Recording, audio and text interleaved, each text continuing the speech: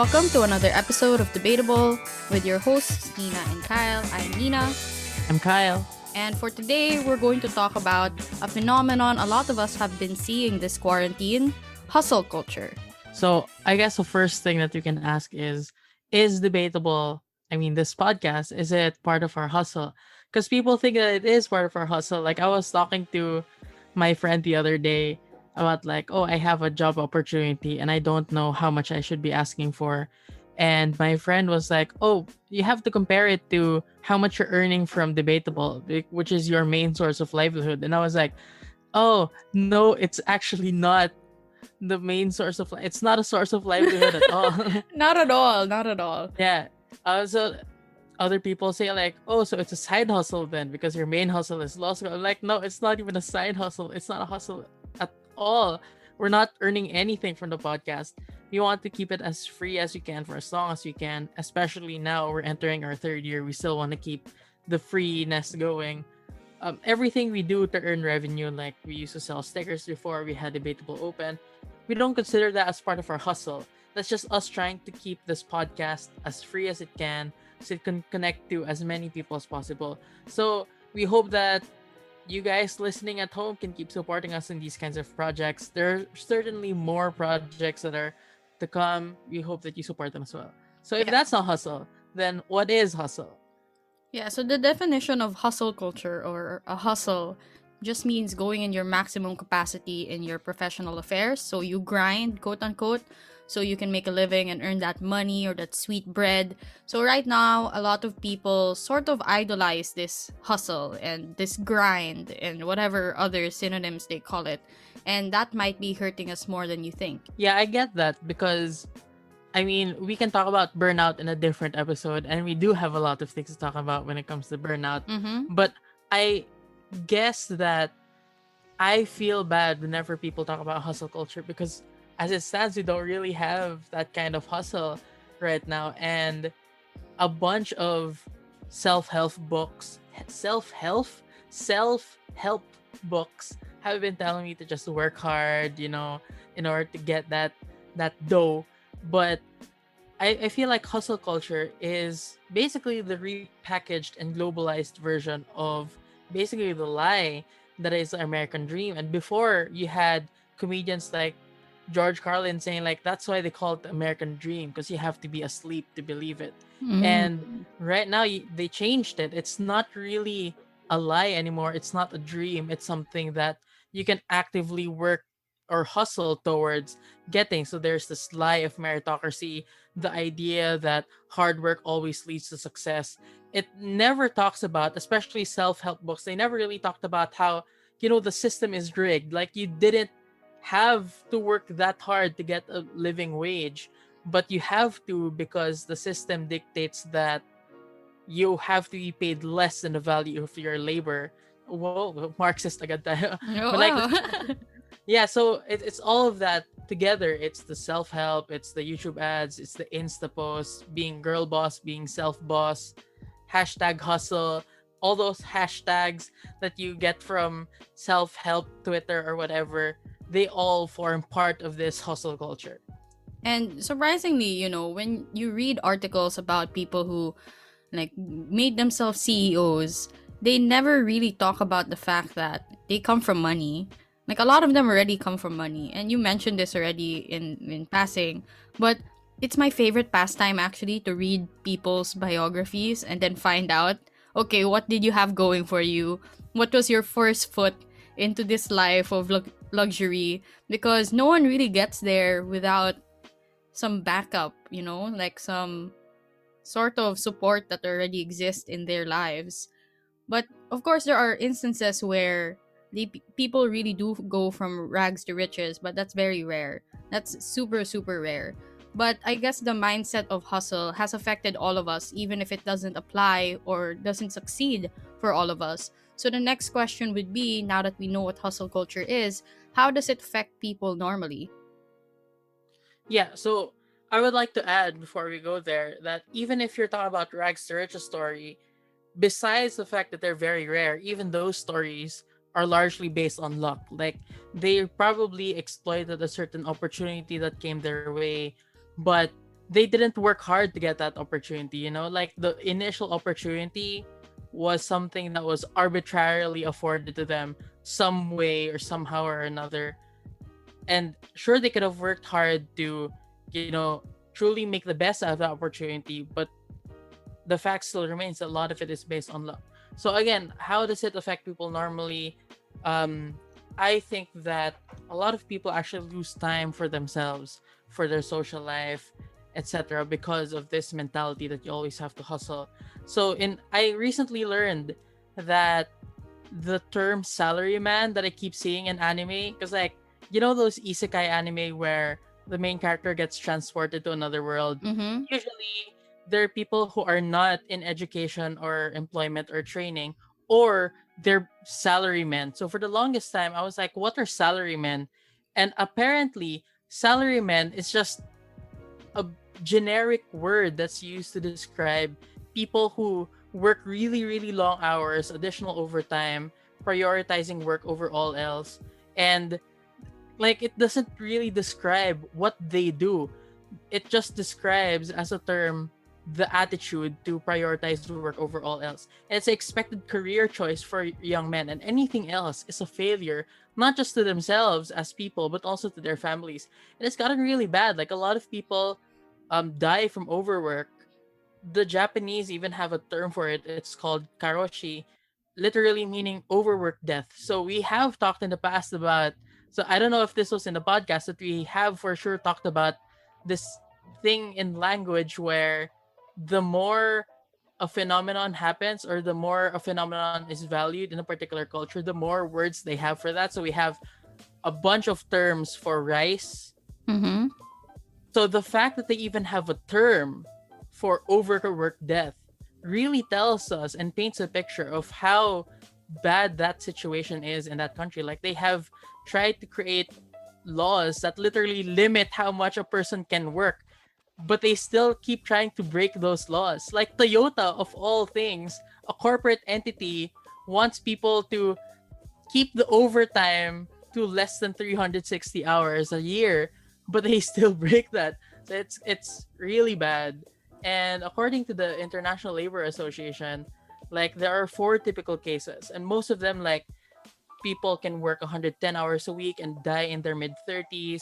People in transportation working 3,000 hours a year. People in printing companies working 4,300 plus hours a year, dying in their 30s or 40s. And even nurses, they have to do 34 hours of continuous duty 5 times a month.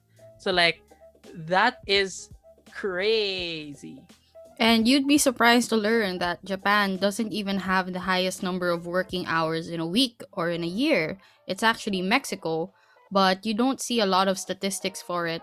So it makes you wonder if the phenomenon of dying from overwork is unique to Japan, or maybe it's not unique at all, but it's just underreported in a lot of instances. I'm of the mindset that it's probably underreported, especially in countries like Mexico where it's very normal to work yourself to death, or it's very normal to have multiple jobs and to like migrate to different countries just to work harder, you know? Yeah. But also, I was thinking that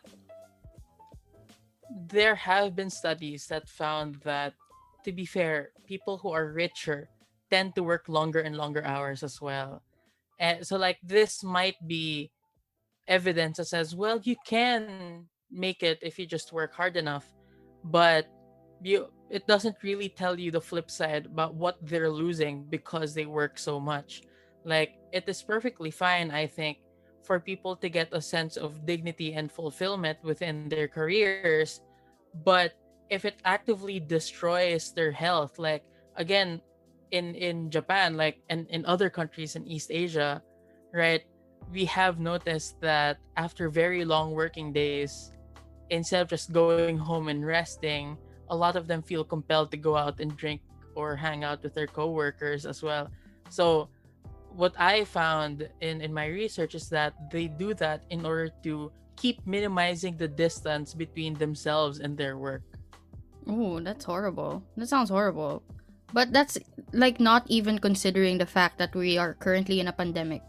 And the pandemic has seen a rise in hustle culture. And all the side effects that come with hustle culture. For example, I think it has affected a lot of people during the pandemic. Unemployed millennials like myself, for example, feel really bad about themselves for being out of work for so long because they tied their self worth to their productivity. So when I lost my work or my potential work because of the pandemic, I felt very lost for quite some time. And I feel like the hustle culture got to me, even if I knew that it wasn't healthy. And even if I knew that it's not a good thing to always be grinding, I felt like if I wasn't grinding like everyone else around me and I wasn't earning as much as everyone else around me, then I'm a failure, you know? Yeah, and it doesn't really help that at that time that you were feeling bad, you also saw a bunch of people like getting promotions on Mm. Facebook, Twitter, Instagram, bragging about like getting more opportunities, and then you're stuck there feeling like, what am I doing wrong? Why am I not getting these opportunities?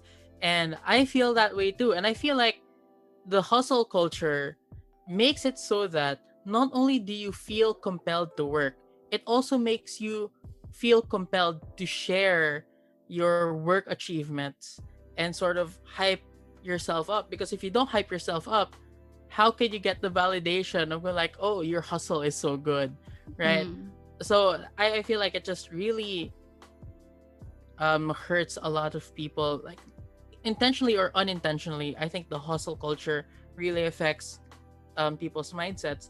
But especially during the pandemic, even if you do get work, there still is a problem with respect to work-life balance. And when the pandemic was beginning, this is where you felt that shift the most, because ideally there should be a distinction between personal life and professional life, and this was already a problem, but it worsened due to quarantine. Like I myself, I have very specific areas in the house or in Katipunan, or like just the general vicinity near the school where I can have the time and concentration to study. Like I can't study on the bed, Mhm. etc. Because I am.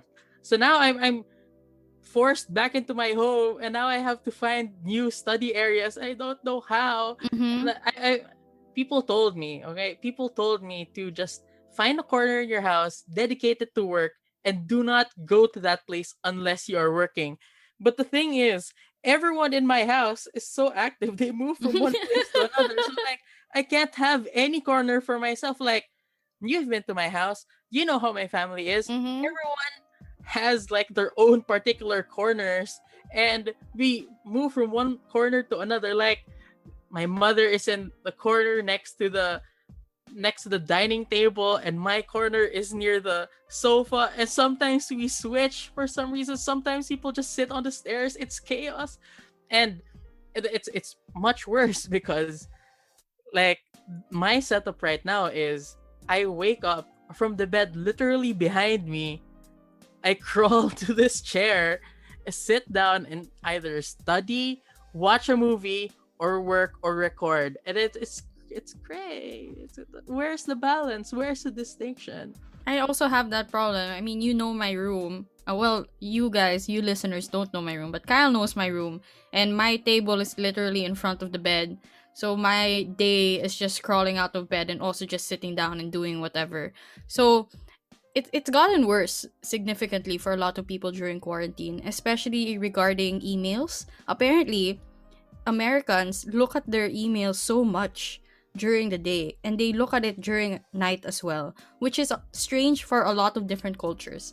In the Philippines, it's very common for us to get work emails and just answer them at 11 p.m. or 12 a.m. But for other countries, that's like literally banned. For example, France has something called El Khomri, or the right to disconnect, where you should not receive or answer work emails after work hours. And Germany has something similar, where no email should be given during breaks or vacations, and no email should be sent out between 6 p.m. and 7 a.m., which sounds like a complete luxury to a lot of people, but for other countries that's unheard of because the grind don't stop, you rise and grind, you gotta hustle day in, day out. You don't lack time, you lack discipline or whatever. Yeah. Well, another thing that I noticed is just because people are working from home, a lot of employers and a lot of professors, to be honest, feel like there's so much extra time that people have. Mm. Like when the pandemic first started, we got so much more requirements, and they were just like, well, you have extra time, you're at home all the time now. And I'm just like, okay, but even before, I spent all the time that I had studying already, and it's not like I had a long commute to school. It was just like 15 to 20 minutes max. But the rest of so okay, great. You gave me an extra 15 minutes of study time, but you gave me 30 hours extra work just because I have 15 extra minutes per day. That's crazy. But so if you need a reminder today, let us give it to you. You don't have to hustle to be worthy of respect. You're beautiful. You're a wonderful person. You don't have to judge yourself based on pre pandemic standards. And for the rest of you at home, just kidding. This wasn't for me. This was for our listeners. So you don't have to hustle to be worthy of respect. If you do find fulfillment in your work, that's well and good, but don't let it define who you are, because you're so much more than the value you produce for your corporate overlord or something. Mm-hmm. But shouldn't you work hard for yourself? And I guess that's the third question we should be addressing in this episode.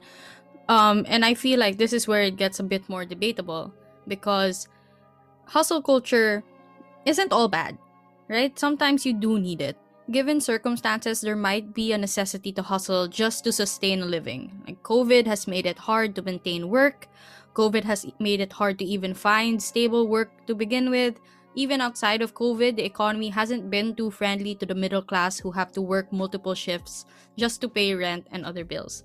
So people say that when you hustle, or if you find side hustles or find ways to be your own boss, then that's actually a way for you to escape the monotonous cycle of a 9 to 5 job. So what do you think about that? I think, again, from a Marxist perspective, Mhm. that it might be a necessity in our current society, but it shouldn't have been a necessity to begin with. So, like, you mentioned that people who are in the middle class have to work multiple shifts just to pay rent. But I think that that shouldn't have been the case to begin with. I feel like people should have a higher minimum wage so that they don't have to work for 30 hours a day. Well, 30 out of the 24 hours in a Mhm. particular day just to pay rent, just to Make time. survive, basically. Like, you have to make time. You have to literally add more hours to your day just to be able to pay for your rent or for your tuition. So, my thought here is Marxism. To summarize it succinctly, my response to your argument is Marxism. Mhm. Mhm. But even if it isn't a necessity, should you do it for your own self-fulfillment? Like there are some people like you mentioned who get fulfillment from hustling and grinding. Some people really love the fact that their identity is the fact that they're able to buy Lamborghinis for being a girl boss or their own CEO. I'm reminded of that um Brian David Gilbert video about being your own boss. And I feel like that video appealed to people not just because it was creepy, but because the introduction was very inviting. You know, lots of people would like to learn how to become their own boss at home, and that's part of hustle culture. Yeah, and I feel like that video, I you should totally watch it if you haven't watched it yet. But that video is just so good because I really felt like a lot of the time people kind of sell their souls to, some capitalist system or some other system that promises them money, but a lot of the time they're working bullshit jobs, and bullshit jobs has a specific technical meaning, actually, where bullshit means that it's not a job that you think has any value to the world, but you have to pretend that it is valuable and it adds something to the world. So basically, a lot of startups. Charot. Wow, a lot of what do you call that? Data crunchers. What do you call? They input data. Oh, I'm just so passionate about inputting Data. data Uh into huh. spreadsheets. I'm so passionate about that.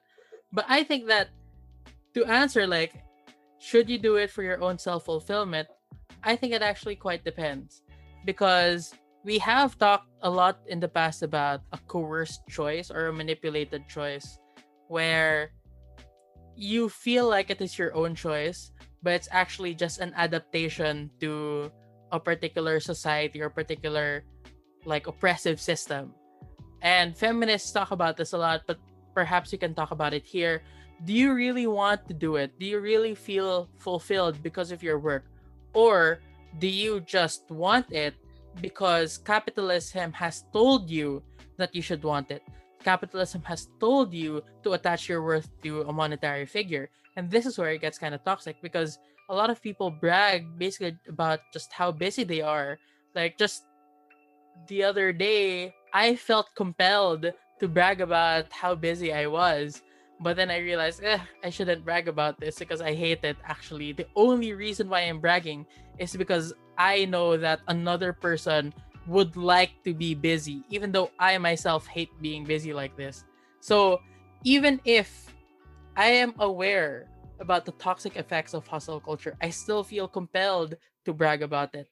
And even just this morning, man, like I saw a bunch of people bragging about their new cars, and I was like, okay, this might have been your dream, but did you really have to like brag that this was only possible because of your hard work?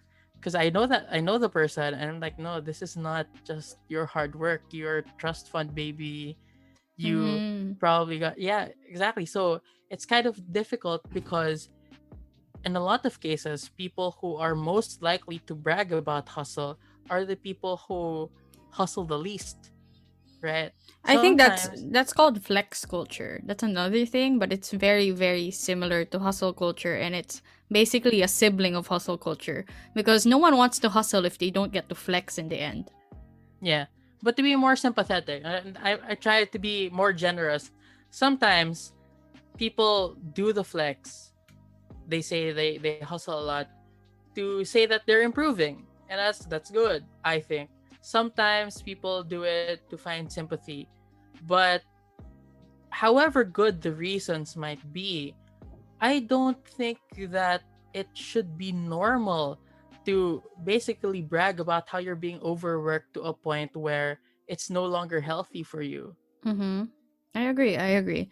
So I think another point to raise is that strangely enough, the fact that you hustle so much might be the cause of you eventually hustling less in the future.